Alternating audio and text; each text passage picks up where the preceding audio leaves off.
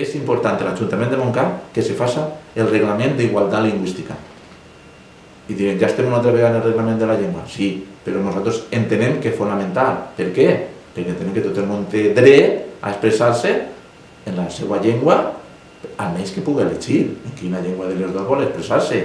I això és una manera de defendre les coses nostres, escolteu, i el valencià és una cosa nostra.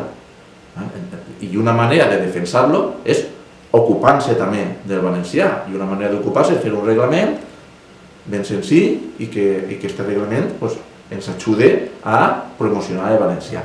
El cinema és una activitat cultural en el poble que és de les coses que millor funcionen. Nosaltres pensem que seria molt important aprofitar aquest tiró i dedicar un dia del cinema, que són 4 dies a la setmana, un dia només, que fera el cinema en valencià.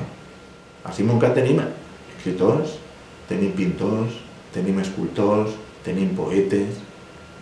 Aleshores entenem que seria important dirigir a aquestes persones o ajudar-los a que se poguera crear una espècie de circuit en el qual de quan en quan hi hagueren exposicions, que n'hi hagi moviment cultural, que és una cosa que desgraciadament en Montcada se tira en falta.